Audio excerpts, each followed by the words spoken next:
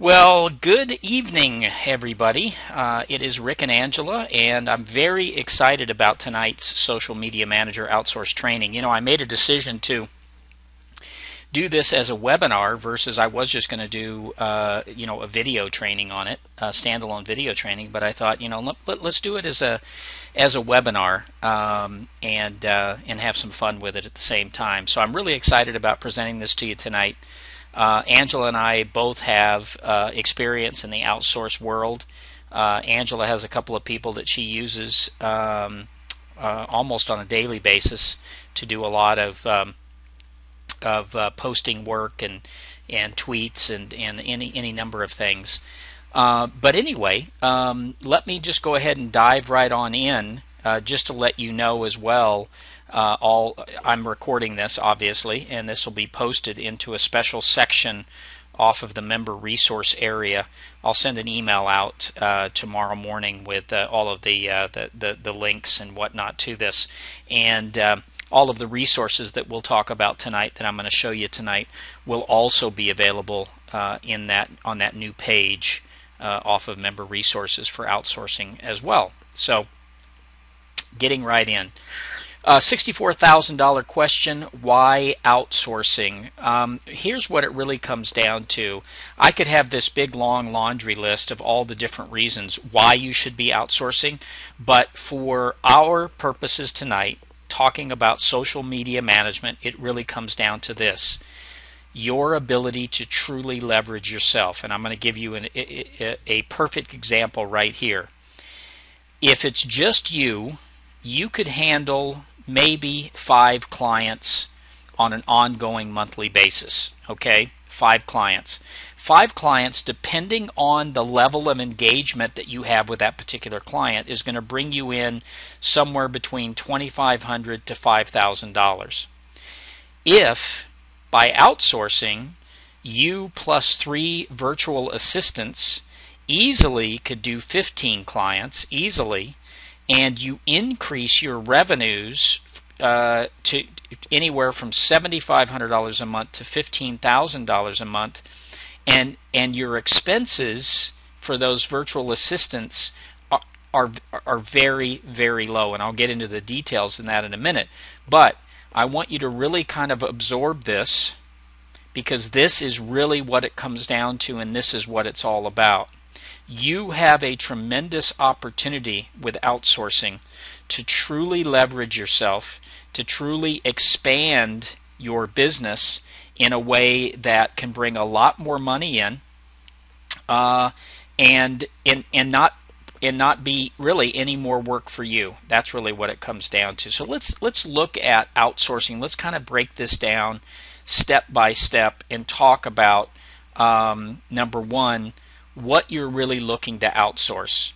Okay, again, outsourcing is such a wonderful tool. There's so many different things that you can outsource in your business life and your personal life for that matter, but definitely in your business life. But again, we're really going to focus on the business of social media management, and really specifically what a good virtual assistant or a good outsource partner can do for you. So first off, fan page creation. You could outsource fan page creation all day long, charge $197 for it, and get somebody to do it for you for probably $50. Okay, the same thing with blog creation. There's great outsource resources, and I'm not talking about expensive. I'm talking about very, very inexpensive to build blogs as well. And again, this is related to potential social media clients, social media management clients. A lot of them don't have a blog, should have a blog, and that's something that can be created for them using an outsource resource. And we'll talk about those resources in a little bit. Certainly, social media cleanup absolutely can be outsourced. Content creation and sourcing. Boy, this is a great one to outsource. The creation of content. So in other words, you would just give somebody a little bit of direction on the type of content that you're looking to have, whether it's a blog post, whether it's an article, whether it is just a series of posts or tweets, and that person can create those depending on the obviously on the client's niche and on their audience. Finding good content to repurpose as posts or tweets certainly would be something that a good virtual assistant would do for you as well.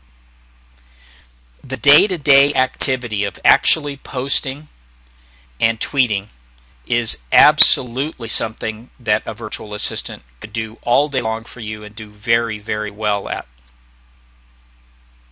Matter of fact, that's one of the things that Angela's person does for her. Customer service definitely is something that you can outsource to a virtual assistant. So I think there might be one thing on this list. Weekly reporting. Having a virtual assistant pull together all of the different reporting venues that you would have for your client's social media would be something. Again, a lot of this on this list is really busy work. It's not thinking work, it's busy work. There's certainly some strategy into here, but for instance, if you've created, from a strategic standpoint, if you've created a editorial calendar for your client, in other words, here's the things, here's the topics, here's the kind of information, here's what we want to post over the course of the next month. So strategically with your client, you've created an editorial calendar. You can give that calendar with a little direction to your virtual assistant. They'll go out, they'll do the research, they'll source it, even find content creators for it if needed. Okay? So again, look at this list. This is the majority of things that would take up your time on a daily basis in managing your client, isn't it?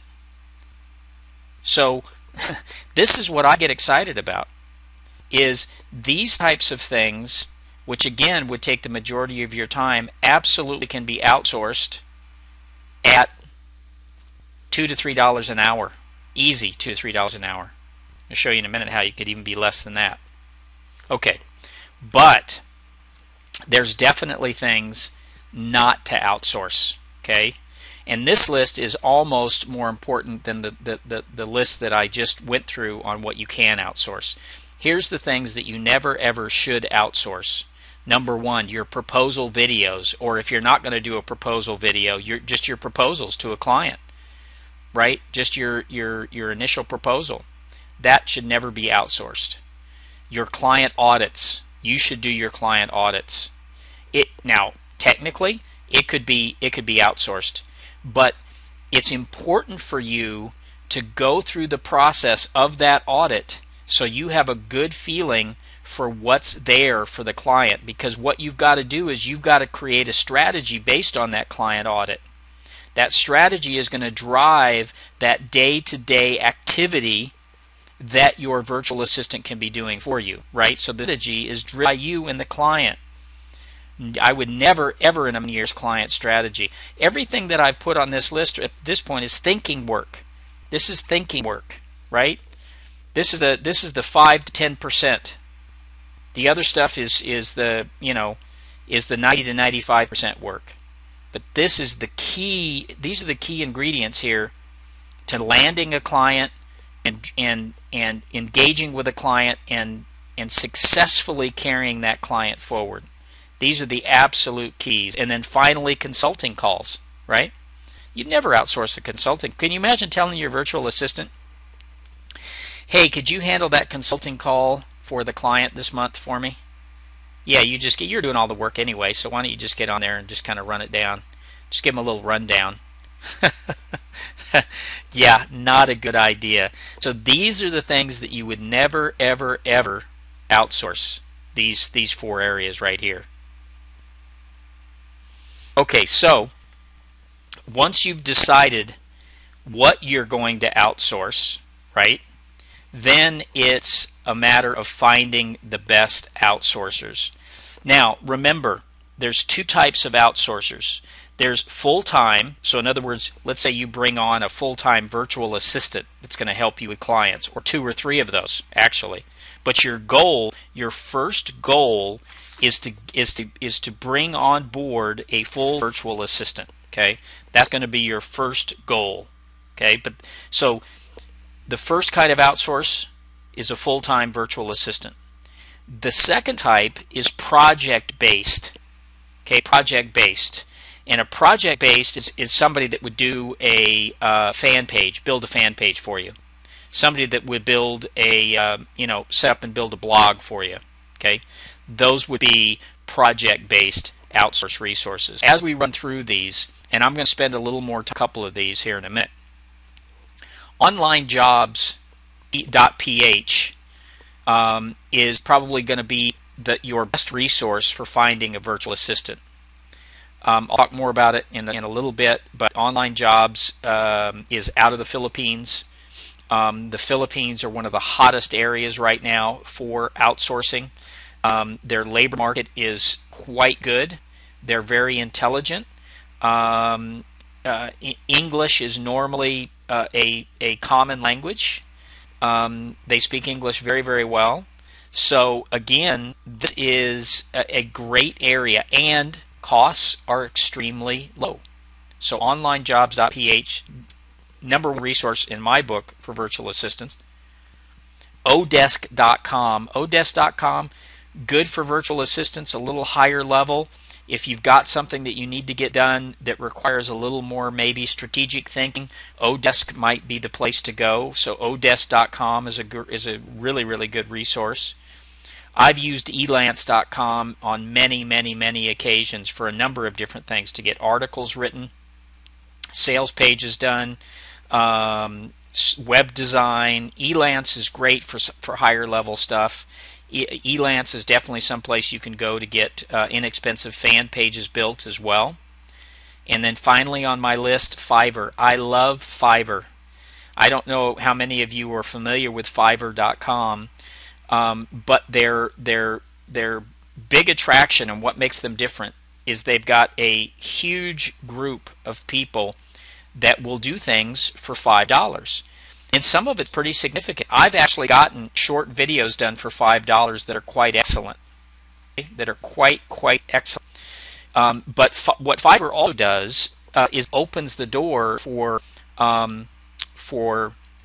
substantial engagement with a person. Okay, they've got virtual assistants on Fiverr. That you can try out a virtual assistant on Fiverr for $5, which is really cool. So you could try somebody out $5. If they do a good job, they'll do a $5 worth of work for you.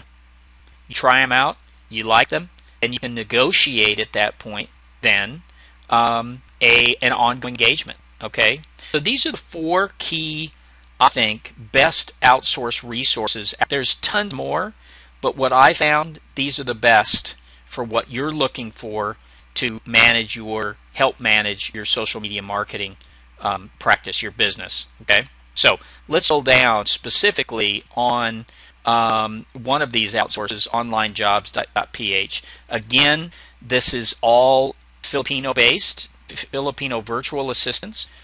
But if you can see here on the left-hand side, basically there's all these different drop-down boxes: category, skill level, how long you would need somebody for, if you want them full-time or part-time, and then monthly salary requirements. Okay, you can also part of this site, you can also put in a job description.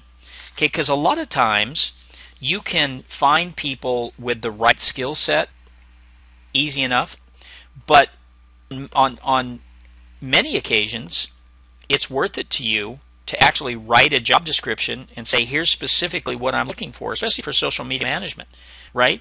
So you would write a description with all of those tasks listed, as to here's what I'm looking for somebody to be able to do. Okay, but you can also find a list, and here's an example.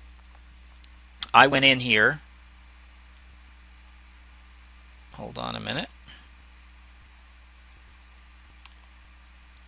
I went in here, and number one, I picked under category. I picked general, general category. Under skill set, attention to detail is what I was looking for. I wanted the skill level of, they say that they're an expert. The date up to a year engagement. I had just any for employment type. And then now the monthly salary, this is interesting, okay? The monthly salary is in Filipino pesos. Okay, so I was looking for somebody that would work for 12,000 Filipino pesos a month or less. A Filipino peso, $1 equals 45 pesos. Okay, so if you take 12,000, you divide that by 45, you come up with $266 a month for a full-time person. Okay, now look at this first person right here. All right, first person that came up. I've been working online for almost 5 years. Okay, they work for a Canadian-based employer for 2 years. Right, their desired salary is 9,000 pesos a month for 40 hours a week.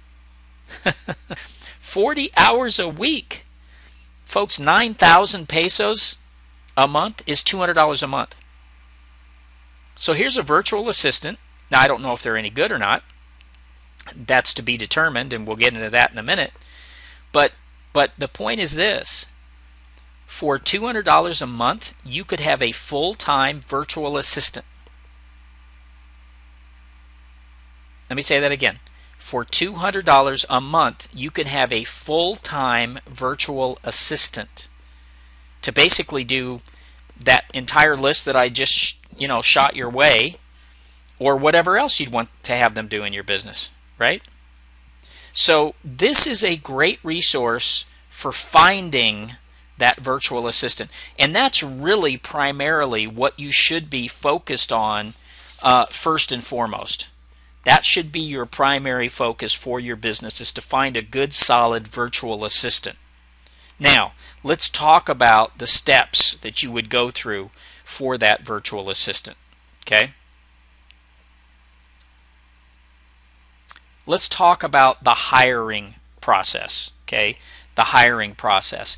You want to ask these questions directly of this person. What I would recommend, and again, this is the beauty of Skype, you can basically just get their Skype address and you can go through this interview process.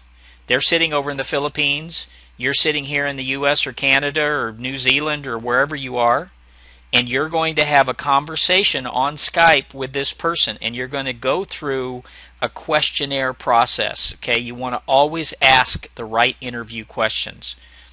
Are you available full-time? That's a key one. If you're looking for a full-time virtual assistant, that's kind of a key question right there. Are you available full-time? Do they have any other employment, or are they going to school? Okay, that's a key question. And really what you're looking for here out of all of this, young, passionate, and an eagerness to learn. Young, passionate, and an eagerness to learn. That's really what you're looking for. Obviously, you want to find out what their past experience, their skills, what kind of skills do they have, right? You want to find that out, especially, obviously online skills. Here's a key question right here. What do you enjoy doing online? And I would even extend that out. I would even ask, what's your favorite thing to do online? Okay, what's your favorite thing to do online? What do you enjoy the most? You begin to uncover that passion with this kind of question, okay?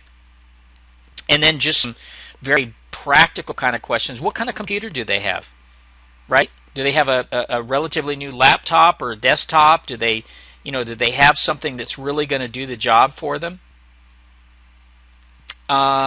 Here's a key one. Do they have internet access?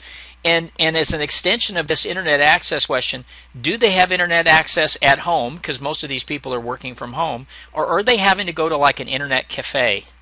Right? Are they going to an internet cafe to be able to access the internet? It's something you want to know. You're looking for somebody, ideally, that has a home office setup. They've got a good computer. They've got good internet access, right? Because again, it's a time factor. If they've got a computer that's slow and it's dragging and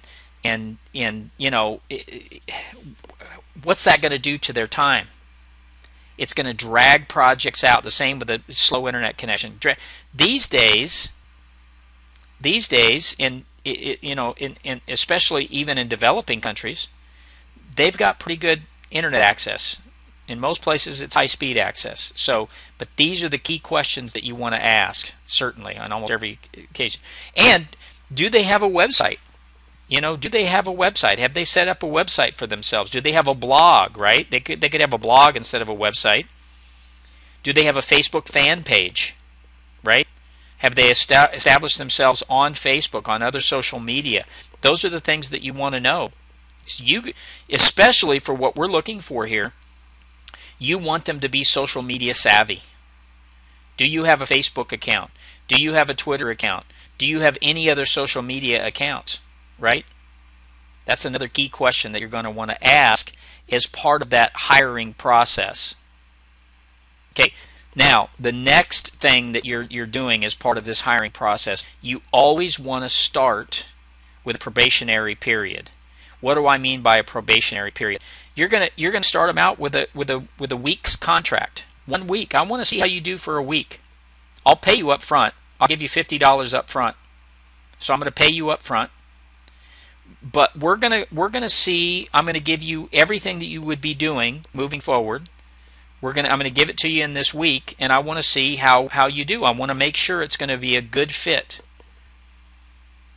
So always start with that probationary period. That's key. You don't want to get locked in with somebody that's not going to work out for you, and you're stuck with them, for a month or 2 months or 3 months before you can change.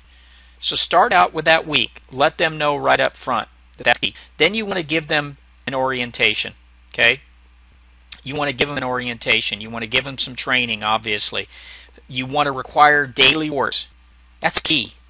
You need to get a daily report on their activity. Okay? They're going to send it to you at the end of their day. You want to get them to document everything. This takes a little bit longer, but this is key. If they're setting things up for you, if they're setting stuff up, you want to know step by step. Why do you want to get them to document it? Why do you want to get them to know step? What if you have to change a virtual assistants and you don't have any documentation of what they've been doing other than generically based on their reports? So you want to get them to document everything they're doing for you, so you've got this working document that you can hand to another virtual assistant. Or even if you're going to hire multiple virtual assistants, you start with one, but then you want to hire another one, and so on. You have this work, because these other virtual assistants are going to be doing the exact same thing for you with your clients, right?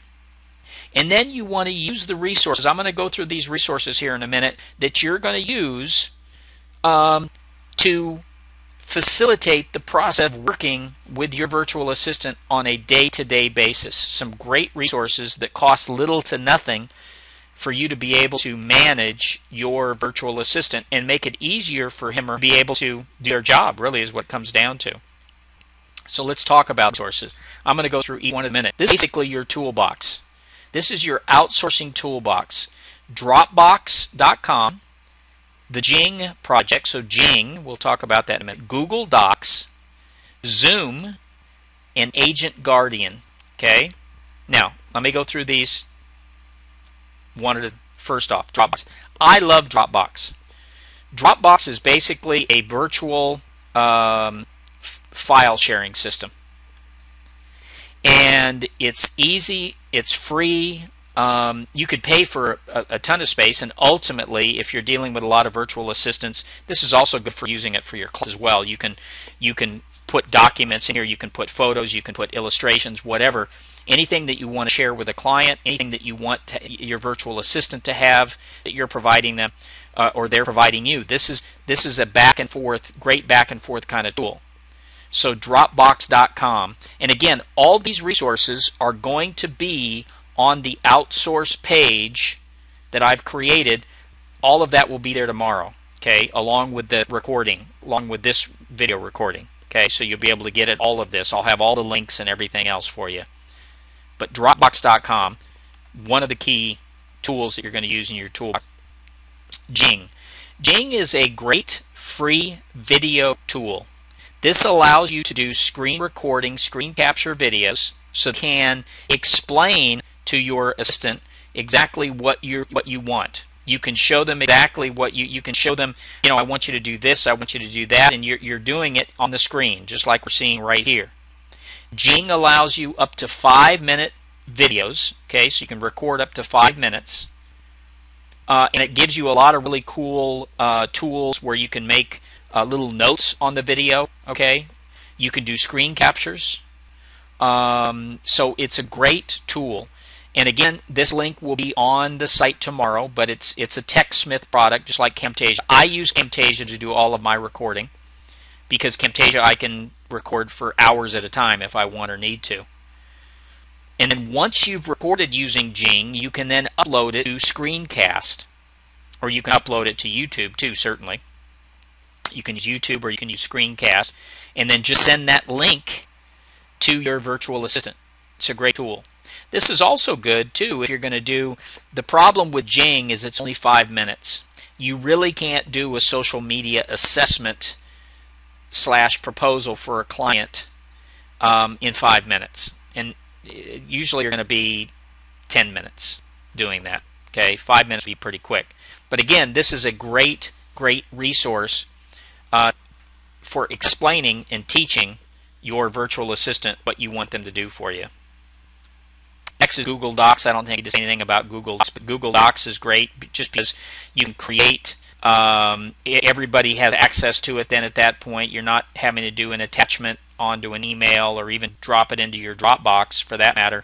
Google Docs, you can set it up to where they can access your Google Docs account and retrieve documents. You can set up folders, password protect it, give them access into it, and they've got it. So Google Docs is a really good tool to use as well. Now, you got to pay these people, and I used to use PayPal exclusively, and I would force my virtual assistant to get a PayPal account. It's a pain in the butt for anybody outside the U.S. in many cases, especially in developing countries. Zoom.com is the perfect way to pay somebody in the Philippines. Perfect. Their fees are relatively low, and you can get cash to somebody within a matter of minutes. Okay? And it's very safe. It's very reliable. I highly recommend it. Zoom.com. Again, this will be a resource that will be up there for you tomorrow on the Outsource page. And then finally, Agent Guardian. Agent Guardian is terrific because basically this helps you manage your team, or if you just have one person, this helps you manage that individual. This is a real management tool. Okay, this is an accountability tool. You can start out, sign up for a free trial. I think that the cost on this is relatively low on a monthly basis. It's negligible on a monthly basis. This isn't an expensive tool. Basically they're going to log their work in. You can keep track of that, and this is the tool to be able to do it. Okay, so it tracks time worked, their activity. It'll do desktop screenshots. It's an awesome tool, and again, this will be on the page tomorrow as well. Okay, and it's a live monitor dashboard. That's the cool thing. This isn't after the fact. This is, you can actually monitor them in real time, even though there's a pretty radical time difference between the Philippines and the U.S. and Canada.